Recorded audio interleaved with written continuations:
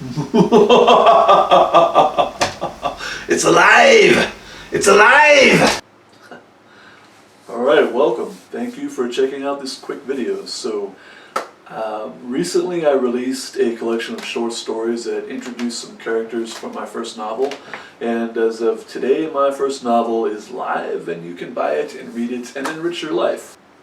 We're going to talk real quick about the novel, what it's about, a couple of things that I did to the manuscript, and then I'll let you get on with your day and your reading, hopefully. This world that I've created is based off of mythology, and it's not any particular mythology. Much like C.S. Lewis did with the Chronicles of Narnia, I've pulled from pretty much anything that I liked. So the very foundation of it was Greek, but as I explored the subject and did more research, I pulled things from Norse mythology, I pulled things even from Persian mythology. So pretty much anything that I thought was cool and interesting, mostly if I thought it was interesting and added to the story, it's in the book. So one of the reasons that I started this whole project was because as a reader, I got pretty frustrated with the fact that most fantasy type stories really seem to just be rehashing Tolkien like over and over and over again.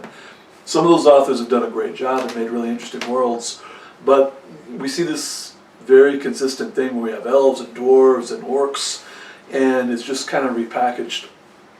Again, some of those authors are fantastic and they've done a great job, but if you look at mythology, there is so much more material that you can use. That as I read some of the classics myself, I just felt the need to dig into some of that. In this world, we have fauns, we have dryads, we have cyclops. You'll see mention of centaurs, even though they're not introduced in this story. We even have griffins, but they're not in this book that's coming up, and a story that's upcoming. So I actually wrote this draft 10 years ago, so a lot has happened since I wrote the draft as far as developing the world and developing the story. In this book, in this novel, and I have to point out, it's not small. It's not a small book. It's,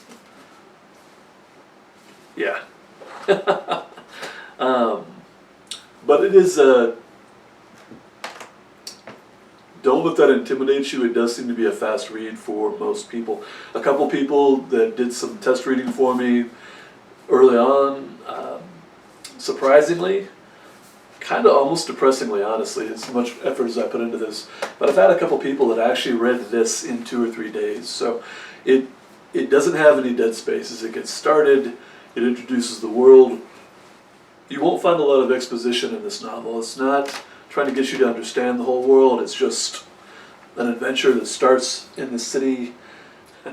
So in the first place, what this story is about, essentially, it's titled A Prince of the North, and it's about 3 faun who travel from their own region, which is in the northern part of the continent they live on, to the southern coast, and they're in pursuit of a very specific person who they think knows something about a very specific rumor that they're trying to track down. So that's the premise to the story. I don't want to give you more than that.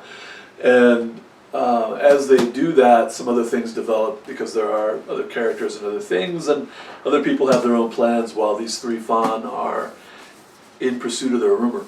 So I'll show you the book super quick, and then I will let you get on with your day. Now this is a proof, so it's very helpfully marked not for resale. This is just something I am able to order to help me make sure that the cover works and that everything else works, because you never know. You can look at it online as much as you want, but until you get a proof in your hand, it really can make a big difference in the process of getting a book together. So anyway, here is the front cover with, again, that helpful not for resale thing right through the middle of it. And here's the back cover. So the only thing is, if you purchase a soft cover or a hardcover, you'll get all that cool artwork. If you get a Kindle version, you'll get the front cover but not the back cover. So that's just how that works. And then other than that, we have pretty much a standard book. A couple things that are just a little bit different.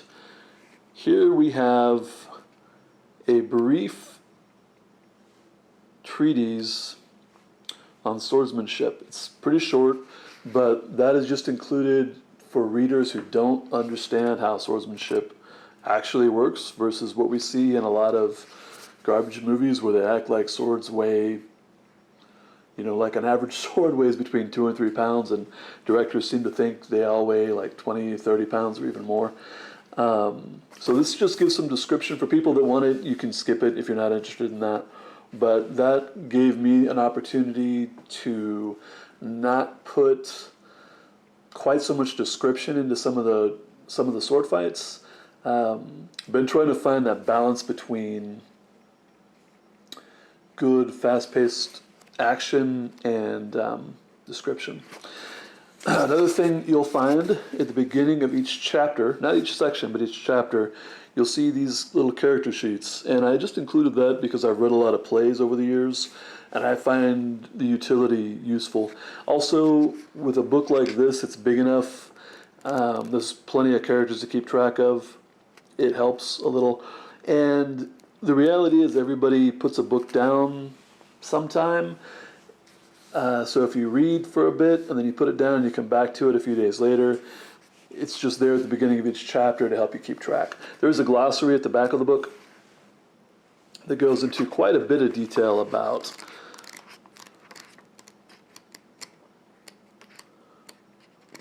the mythology of everything, how things are set up. There isn't any exposition in the glossary, but it just helps. So those are some details about the book. That's all I have for you today. I really appreciate you watching the video. In the description you will find links to the book.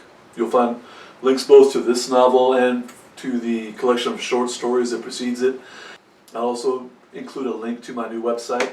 That website is super basic right now. It's just, but it serves the purpose that I need for now. I'll develop it as I release more projects, but for now it's just Agogi Publishing, so agogipub.com. But I feel like I've used up all my words for the day, so I am done speaking. I'm going to go probably hide under a rock somewhere and try not to speak for a few days. And in the meantime, what should you do while I am not speaking? Because I've used up all my words. I know what you should do. You should read a book.